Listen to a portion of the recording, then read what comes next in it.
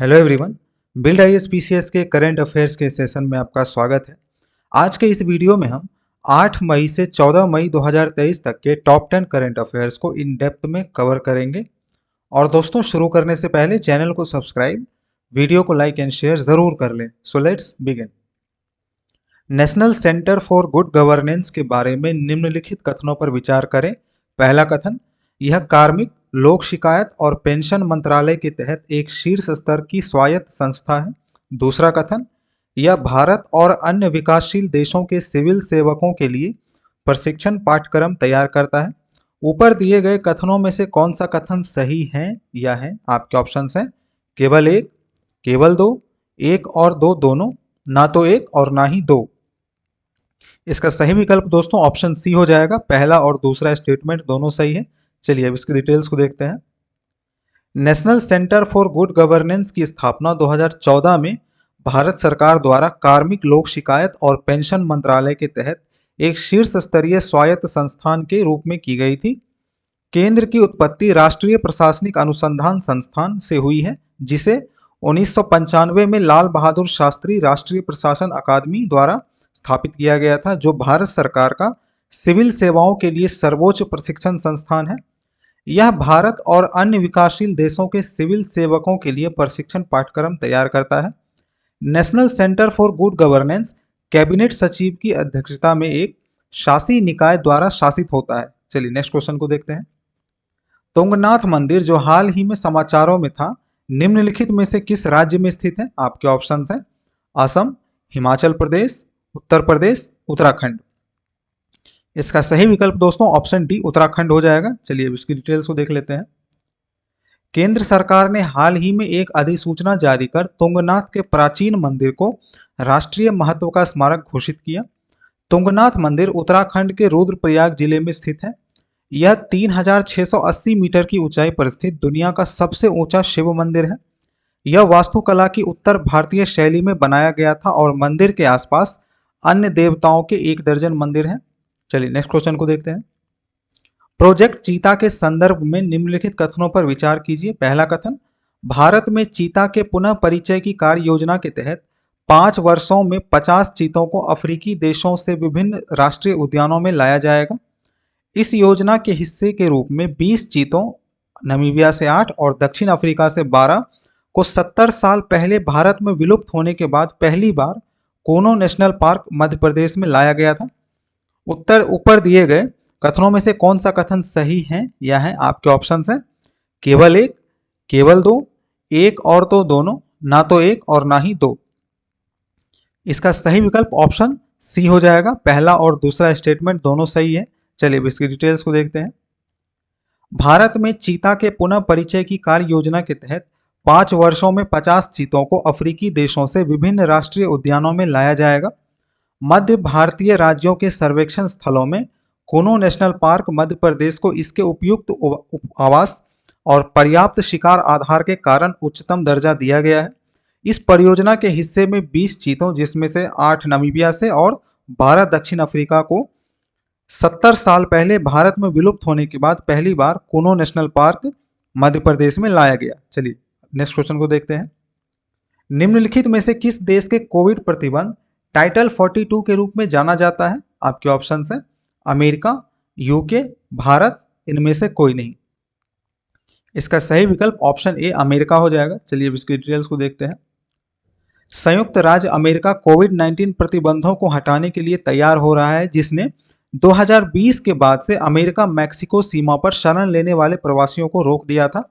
Covid प्रतिबंध, जिसे title 42 के नाम रूप में जाना जाता है, पहली बार मार्च 2020 में रिपब्लिकन तत्कालीन राष्ट्रपति डोनाल्ड ट्रंप के तहत महामारी की शुरुआत में लागू किया गया था। उस समय भीड़ भाड़ वाली हिरासत सेटिंग्स में कोरोना वायरस के प्रसार को रोकने के लिए इसकी आवश्यकता थी। टाइटल 42 ने सीमा एजेंटों को मैक्सिको में कई प्रवासियों को तेजी से बाहर निकालने की अनुमति दी। चलिए अब नेक्स्ट क्वेश्चन को देखते हैं। भारत का पहला वायु सेना विरासत केंद्र निम्नलिखित में से किस शहर में स्थित है? आपके ऑप्शन हैं इंदौर, दिल्ली, महाराष्ट्र, चंडीगढ़। इसका सही विकल्प दोस्तों ऑप्शन डी चंडीगढ़ हो जाएगा। चलिए इसकी डिटेल्स को देख लेते हैं। रक्षा मंत्री ने हाल ही में देश के पहले भारतीय वायुसेना विरासत केंद्र का उद्घाटन चंडीगढ़ में किया। यह भारतीय वायुसेना का पहला विरासत केंद्र है और 17,000 वर्ग फुट में फैला हुआ है। विरासत केंद्र विभिन्न युद्धों में भारतीय वायुसेना की भूमिका पर प्रकाश डालता है, जिसमें 1965 और 1971 और कारगिल युद्ध और बालाकोट हवाई हमले में भित्ति चित्र और यादगार शामिल हैं। इसमें 5 पुराने विमान हैं और आगंतुकों को कॉकपिट एक्सपोजर और फ्लाइट सिमुलेटर के साथ एक अनुभव प्रदान करेगा। इसके रैंकों और बैज के लिए एक बाड़े के अलावा एक खंड है जहां भारतीय वायुसेना की वर्दी दिखाई जाएगी। चलिए नेक्स्ट क्वेश्चन को देखते हैं। गोपाल कृष्ण गोखले के संदर्भ में निम्नलिखित कथनों पर विचार कीजिए। पहला कथन, 1905 में वे भारतीय राष्ट्रीय कांग्रेस बनारस अधिवेशन के अध्यक्ष चुने गए। 1899 में गोखले बंबई विधान परिषद के लिए चुने गए और 1901 में वे भारत के गवर्नर जनरल की इंपीरियल काउंसिल के लिए चुने गए।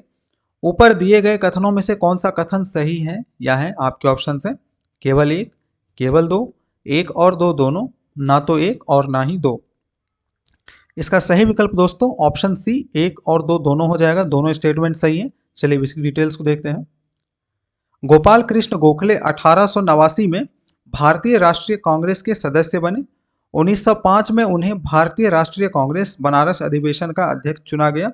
1899 में गोखले बॉम्बे लेजिस्लेटिव काउंसिल के लिए चुने गए और 1901 में वे भारत के गवर्नर जनरल की इंपीरियल काउंसिल के लिए चुने गए। Servants of India society 1905 Pune Maharashtra में उनके द्वारा इसका गठन किया गया था। उन्होंने 1911 में द हितवाद नाम से अंग्रेजी साप्ताहिक समाचार पत्र लॉन्च किया था। चलिए नेक्स्ट क्वेश्चन को देखते हैं। आईएनएस हंसा एक भारतीय नौसैनिक हवाई स्टेशन है जो निम्नलिखित में से किस राज्य में स्थित है? आपके ऑप्शंस हैं गोवा, गुजरात, तमिलनाडु, पश्चिम बंगाल। इसका सही विकल्प दोस्तों ऑप्शन ए गोवा हो जाएगा। चलिए अब इसकी डिटेल्स को देख लेते हैं। गोवा में आईएनएस हंसा आवश्यक नेविगेशन प्रदर्शन दृष्टिकोण के साथ संवर्धित होने वाला दक्षिण एशिया प्रशांत क्षेत्र में पहला संयुक्त उपयोगकर्ता अंतर्राष्ट्रीय हवाई अड्डा बन गया है। आईएनएस हंसा गोवा में डाबोलिम के पास स्थित एक भारतीय नौसैनिक हवाई स्टेशन है। यह भारत का सबसे बड़ा नौसैनिक हवाई अड्डा है। बेस में एक सिविल इनक्लेव है जो डाबोलिम हवाई अड्डे के रूप में संचालित होता है। यह नौसैनिक हवाई स्टेशन एक पूर्ण विकसित हवाई क्षेत्र बन गया है जो 24 घंटे घरेलू और अंतर्राष्ट्रीय उड़ानों को संभालता है। आईएनएस हंसा को 5 सितंबर 1961 को तमिलनाडु के कोयम्बटूर के पास सोलूर में कमीशन किया गया था। चलिए नेक्स्ट क्वेश्चन को देखते हैं।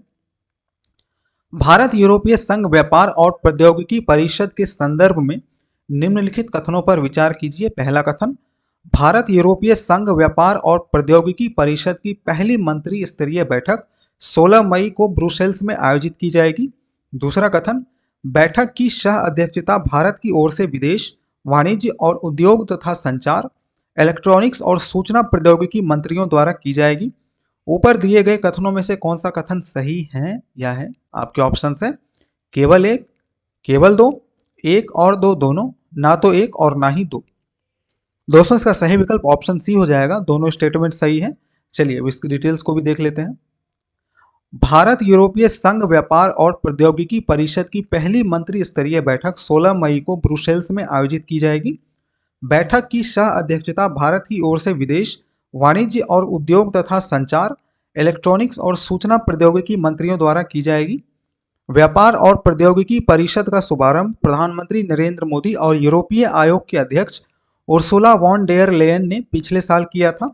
दोनों पक्षों ने परिषद के तहत 3 कार्यकारी समूहों की स्थापना की।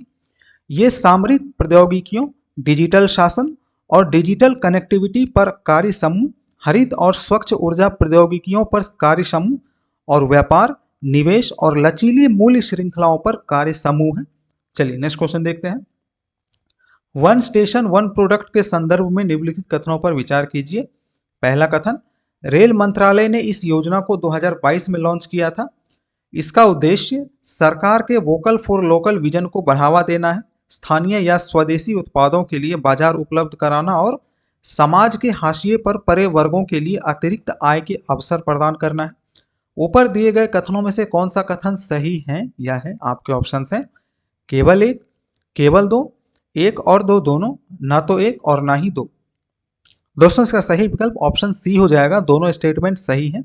इसके डिटेल्स को भी देख लेते हैं। भारतीय रेलवे की वन स्टेशन वन प्रोडक्ट योजना के तहत देश भर में अब तक 21 राज्यों और 3 केंद्र शासित प्रदेशों में 785 one station one product outlets के साथ 728 स्टेशनों को कवर किया गया है। रेल मंत्रालय ने मार्च 2022 में इस योजना की शुरुआत की थी। इसका उद्देश्य भारत सरकार के वोकल फॉर लोकल विजन को बढ़ावा देना है, स्थानीय या स्वदेशी उत्पादों के लिए बाजार उपलब्ध कराना और समाज के हाशिए पर पड़े वर्गों के लिए अतिरिक्त आय के अवसर प्रदान करना है। इस योजना के तहत रेलवे स्टेशनों पर one station one product outlet स्वदेशी या स्थानीय उत्पादों को प्रदर्शित करना, बेचना और उच्च दृश्यता देने के लिए आवंटित किए जाते हैं। चलिए नेक्स्ट क्वेश्चन को देखते हैं। सहेल संक्रमण का पारिस्थितिक और जैव भौगोलिक क्षेत्र क्या है? आपके ऑप्शन हैं अफ्रीका, एशिया, दक्षिण अमेरिका, यूरोप। इसका सही विकल्प ऑप्शन ए अफ्रीका हो जाएगा। चलिए इसकी डिटेल्स को देखते हैं। सूडान में चल रही लड़ाई के कारण यह क्षेत्र चर्चा में है। सहेल अफ्रीका में उत्तर में सहारा और दक्षिण में सूडानी सवाना के बीच संक्रमण का एक पारिस्थितिक और जैव भौगोलिक क्षेत्र है। अर्ध शुष्क जलवायु होने के कारण यह अटलांटिक महासागर और लाल सागर के बीच उत्तरी अफ्रीका के दक्षिण मध्य अक्षांशों में फैला है।